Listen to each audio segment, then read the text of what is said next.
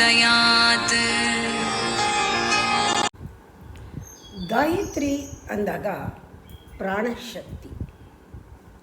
ಅದಕ್ಕೆ ಗಾಯತ್ರಿ ಮಾಡುವಾಗ ಪ್ರಾಣಾಯಾಮ ಮಾಡಿ, ಪ್ರಾಣಾಯಾಮ ಮಾಡುವಾಗ ಗಾಯತ್ರಿ ಜಪ ಮಾಡಿಕೊಳ್ಳಿ, ಪ್ರಾಣಾಯಾಮದಲ್ಲಿ ಗಾಯತ್ರಿನ ತಗೊಳ್ಳಿ. ಪ್ರಾಣಶಕ್ತಿ ದೇಹ 5 ಇಂದ್ರಿಯಗಳನ್ನು ಒಂದು ಮಾಡೋ ಶಕ್ತಿ, ಮನಸ್ಸಿನಲ್ಲಿ ಆ ತನ್ಮಾತ್ರೆಗಳು ಏನಿದೆ, ಜ್ಞಾನೇಂದ್ರಿಯ ಕರ್ಮೇಂದ್ರಿಯದ ಒಂದು ಆ ಸೂಕ್ಷ್ಮ ಸ್ವರೂಪ 24 ತತ್ವಗಳು ನಮ್ಮ ಮನಸ್ಸಿನಲ್ಲಿದೆ. ಆ ಮನಸ್ಸಿನಲ್ಲಿ ಇರುವಂತಹ ಎಲ್ಲ ಅಣುಗಳು ಕೂಡ ಕೂಡಿಕೊಳ್ಳುತ್ತೆ. ಮೈಂಡು ಕನ್ಸಾಲಿಡೇಟ್ ಆಗುತ್ತೆ. ಮೈಂಡು ಸಂಪೂರ್ಣವಾಗಿ ದೇಹದ ಜೊತೆಗೆ ಕೋಆರ್ಡಿನೇಟ್ ಮಾಡುತ್ತೆ, ಕೋಆಪರೇಟ್ ಮಾಡುತ್ತೆ. ಇದಕ್ಕೆ ಹತೋಟಿ ಬುದ್ಧಿಶಕ್ತಿ. ಇದೆರಡನ್ನು ಸೇರಿಸೋದು ಪ್ರಾಣಶಕ್ತಿ. ನಮ್ಮಲ್ಲಿ ಕೋಶಗಳಿದೆಯಲ್ಲ, ಪ್ರಾಣಕೋಶ ದೇಹಕೋಶವನ್ನು, ಮನೋಕೋಶವನ್ನು, ಅನ್ನಕೋಶವನ್ನು, ಮನೋಕೋಶವನ್ನು, ಸ್ಥೂಲ ಶರೀರವನ್ನು, ಸೂಕ್ಷ್ಮ ಶರೀರವನ್ನು ಸೇರಿಸೋದೇ ಪ್ರಾಣಕೋಶ. ಪಂಚಪ್ರಾಣ ಅಂತೀವಿ. ಪಂಚಪ್ರಾಣ ನನಗೆ ಅವರನ್ನು ಕಂಡ್ರೆ ಅಂತ ಅಂದರೆ ಸರ್ವಸ್ವವು ಅಂತ. ಪಂಚಪ್ರಾಣಗಳು ಅಂದರೆ ಪಂಚಕೋಶಗಳು, ಪಂಚ ಇಂದ್ರಿಯಗಳು, ಪಂಚ ಬುದ್ಧಿ, ಮನೋಬುದ್ಧಿ, ಅಹಂಕಾರ ಎಲ್ಲವೂ ಅವ್ರಿಗೆ ಸಮರ್ಪಣೆ ಅಂತ ಪಂಚಪ್ರಾಣ ಅಂದರೆ. ನಿಮಗೆ ಗೊತ್ತಿದೆ ಯಾವ್ಯಾವುದು ಪಂಚಪ್ರಾಣ ಅಂತ. ಮೊದಲನೇದನ್ನು ಅಪಾನವಾಯು, ಅಪಾನ ಪ್ರಾಣ ಅಂತ ಹೇಳ್ತಾರೆ. ವಾಯುವಿನ ಸೂಕ್ಷ್ಮ ಪ್ರಾಣ, ವಾಯುವಿನೊಳಗೆ ತುಡಿತಾ ಇರೋದೇ ಪ್ರಾಣ. ಅಪಾನ, ಈ ಅಪಾನ ಕೆಲಸ ಮಾಡ್ತಾ ಇರೋದ್ರಿಂದ ಮೂಲಾಧಾರದಲ್ಲಿ ನಮಗೆ ಒಂದು ಧಾರಣಾ ಶಕ್ತಿ ಬಂದಿದೆ. ಆಮೇಲೆ ವಿಸರ್ಜನೆ, ಯಾವುದೂ ಒಳಗಡೆ ಇಟ್ಕೊಳ್ಳದೆ ಹೊರಗಡೆ ಹೋಗೋದಕ್ಕೆ ಆ ಫೋರ್ಸು, ಆ ಗ್ರಾವಿಟೇಷನಲ್ ಪುಲ್ ನಮಗೆ ಗೊತ್ತಾಗೋದು ಮೂಲಾಧಾರದಲ್ಲಿ. That is ಅಪಾನವಾಯು. ಆ ಸ್ವಾದಿಷ್ಠಾನದಲ್ಲಿ ನಾವು ಫೀಲ್ ಮಾಡ್ತೀವಿ ಹೇಗೆ ಸುಳಿ ಒಳಗೆ ನೀರು ಹೇಗೆ ಆಳಕ್ಕೆ ಹೋಗೋದು ಕಾಣಿಸುತ್ತೋ ಈ ವಿರ್ಲ್ಪೂಲ್ನಲ್ಲಿ, ಆ ರೀತಿ ಪ್ರಾಣ ನಮ್ಮ ಒಳಗಡೆ ಡೀಪರ್ ಲೆವೆಲ್ನಲ್ಲಿ ಹೋಗುತ್ತೆ.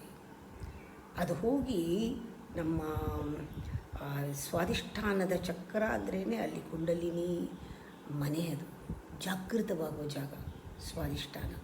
ನನ್ನ ಮನೆ ಅಂತ ಅರ್ಥ ಸ್ವಾದಿಷ್ಠಾನ ಅಂದರೆ.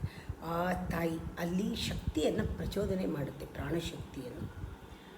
ಅದರಿಂದ ಸ್ವಾದಿಷ್ಠಾನದಲ್ಲಿ ಪ್ರಾಣವಾಯು ಒಳಗಡೆ ಎಳ್ಕೋಬೇಕು, ಹೊಕ್ಕಳನ್ನ ಎಳ್ಕೊಂಡು ಒಳಗಡೆ ತಗೋಬೇಕು, ಮೂಲಾಧಾರದಲ್ಲಿ ಬಂಧ ಮಾಡಬೇಕು.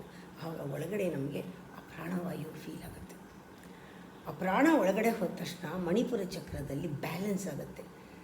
ಬ್ಯಾಲೆನ್ಸ್ ಅಂದರೆ ಸಾಮಾನ್ಯವಾದ ಬ್ಯಾಲೆನ್ಸ್ ಅಲ್ಲ, ಅದು ಇಡ ಮತ್ತು ಪಿಂಗಳ ಬ್ಯಾಲೆನ್ಸ್, ಚಂದ್ರನಾಡಿ ಸೂರ್ಯನಾಡಿ balance, parasympathetic sympathetic nerve system balance, ಇದೆಲ್ಲ ಆಗುತ್ತೆ. ಈ ಬ್ಯಾಲೆನ್ಸ್ ಏನೇ ಮಣಿಪುರ ಚಕ್ರ. ಸಮಾನ ವಾಯು ಅಂತ ಹೇಳ್ತಾರೆ, ಸಮಾನ ಪ್ರಾಣ. ಯಾವಾಗ ಬ್ಯಾಲೆನ್ಸ್ ಆಯಿತು ಆಟೋಮ್ಯಾಟಿಕ್ಕಾಗಿ ಅಪ್ಪರ್ ಪುಲ್ ಇದೆ, ಮೇಲಿಂದ ಎಳೆದಂಗಾಗುತ್ತೆ. ದಟ್ ಈಸ್ ಕಾಲ್ಡ್ ದಿ ಉದಾನವಾಯು. ಈ ಉದಾನವಾಯು ಮೇಲಕ್ಕೆ ಕರ್ಕೊಂಡು ಹೋಗುತ್ತೆ ನಮ್ಮನ್ನು. ಸಮತ್ವಕ್ಕೆ ಬಂದ ಮೇಲೆ ಮೇಲಕ್ಕೆ ಹೋಗ್ತೀವಿ. ಆ ಕುಂಡಲಿನಿ ರೇಸ್ ಆಗೋ ಜಾಗ ಆ ಮಣಿಪುರದಿಂದ ಮೇಲಕ್ಕೆ. ಅದು ಬಹಳ ನಿಧಾನವಾಗಿ ಆಗುತ್ತೆ, ಆದರೆ ಬಹಳ ಆಳವಾಗಿ ಆಗುತ್ತೆ. Process is very very deep. ಸಮಾನ ಆದಮೇಲೆ ಉದಾನವಾಯು. ಈ ಉದಾನವಾಯು ಬಹಳ ಮುಖ್ಯ. ಯಾಕೆಂದರೆ ಒಂದು ಕೋಶದಿಂದ ಇನ್ನೊಂದು ಕೋಶಕ್ಕೆ ನಮ್ಮನ್ನು ಕರ್ಕೊಂಡು ಹೋಗುತ್ತೆ. ಒಂದು ಸ್ತರದಿಂದ ಇನ್ನೊಂದು ಸ್ತರಕ್ಕೆ ಕರ್ಕೊಂಡು ಹೋಗುತ್ತೆ. ಒಂದು ಲೆವೆಲಿನ ಇನ್ನೊಂದು ಲೆವೆಲ್ಗೆ ಈ ಥ್ರೆಶೋಲ್ಡ್ ದಾಟಿಸೋದೇ ಉದಾನ ಪ್ರಾಣ. ನಮ್ಮ ದೇಹ ಬಿಟ್ಟ ಮೇಲೂ ನಾವು ಈ ದೇಹದಿಂದ ಇನ್ನೊಂದು ದೇಹಕ್ಕೆ ನಮ್ಮನ್ನು ಕರ್ಕೊಂಡು ಹೋಗೋದೇ ಉದಾನವಾಯು. ಉದಾನ ಮೇಲ್ಮುಖವಾಗಿ ಹೋಗೋ ಪ್ರಾಣ. ಉದಾನ ಆದಮೇಲೆ ಯಾವಾಗ ಉದಾನ ಆಯಿತು ಆಗ ಎಲ್ಲ ಕಡೆನೂ ಎನರ್ಜಿ ಹರಡಿಕೊಳ್ಳುತ್ತೆ. ವ್ಯಾನ ಅಂತ ಹೇಳ್ತಾರೆ. ಅಪಾನ, ಪ್ರಾಣ, ಸಮಾನ, ಉದಾನ, ವ್ಯಾನ. ವ್ಯಾನ ಅಂದರೆ ಫೌಂಟನ್ ಥರ ವಿಶುದ್ಧಿ ಚಕ್ರದಿಂದ ಹಿಡಿದು ತಲೆಗೆ ಇಲ್ಲಿ ಬಂದು ಒಂದೊಂದು ಸತಿ ತಗಲುತ್ತೆ. ಇದೀ 72 ನಾಡಿಗಳಿಗೂ ಪ್ರಾಣ ಚಲನೆ ಆಗುತ್ತೆ. ಗಾಯತ್ರಿ ಮಂತ್ರ ಹೇಳಿದಾಗ ಪಂಚಪ್ರಾಣಗಳು ನಮ್ಮ ಹತೋಟಿನಲ್ಲಿರುತ್ತೆ. ಪಂಚಪ್ರಾಣಗಳಿಗೆ ಸಂಬಂಧಪಟ್ಟ 5 ಚಕ್ರಗಳು ನಮ್ಮ ಹತೋಟಿನಲ್ಲಿರುತ್ತೆ. ಪಂಚಕೋಶಗಳಲ್ಲಿ ಎಲ್ಲ ಪಂಚಕೋಶಗಳು ನಮ್ಮ ಮನಸ್ಸು ಒಂದಾಗೋ ಜಾಗ. ದ ಜಂಕ್ಷನ್ ಪಾಯಿಂಟ್ ಈಸ್ ಚಕ್ರ. ಚಕ್ರ ಅಂದರೆ ಏನು? A focal point where all the koshas meet. ಅನ್ನಕೋಶ, ಮನೋಕೋಶ, ಪ್ರಾಣಕೋಶ, ವಿಜ್ಞಾನಕೋಶ, ಆನಂದಕೋಶ ಮೀಟ್ ಮಾಡೋ ಜಾಗ ಅದು. ಎಲ್ಲ ಕಡೆಯೂ ಪ್ರಾಣಚಲನೆ ಆಗುತ್ತೆ, ಎಲ್ಲ ಕಡೆಯೂ ಆ ಸೆಂಟರಿಂದ ಎನರ್ಜಿ ಎಲ್ಲ ಕಡೆ ಡೈವರ್ಟ್ ಆಗುತ್ತೆ. ಅದರಿಂದ ನಾವು ಪ್ರಾಣಾಯಾಮ ಮಾಡಿ ಗಾಯತ್ರಿ ಮಂತ್ರ ಹೇಳೋದು ಒಳ್ಳೆಯದು.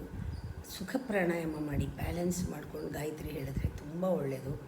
ಹೀಗೆ ಎಷ್ಟೋ ಮುದ್ರಾಗಳಿದೆ, ಮುದ್ರಾಗಳನ್ನು ಯೂಸ್ ಮಾಡಿಕೊಂಡು ಕರನ್ಯಾಸ, ಅಂಗನ್ಯಾಸ ಮುಂದೆ ಹೇಳ್ತೀನಿ, ಅದನ್ನೆಲ್ಲ ಯೂಸ್ ಮಾಡಿಕೊಂಡು ಗಾಯತ್ರಿ ಮಾಡಿದ್ರೆ ಅದ್ಭುತ. ಇದೊಂದು ಸಾಕು, ಇದೊಂದು ಮಂತ್ರ ಸಾಕು. ಅಷ್ಟೊಂದು ಜೀವನದಲ್ಲಿ ನಮಗೆ ಒಂದು ಉನ್ನತವಾದ ಸ್ತರಗಳಿಗೆ ಕರ್ಕೊಂಡು ಹೋಗಿ ಅನುಭವಗಳನ್ನು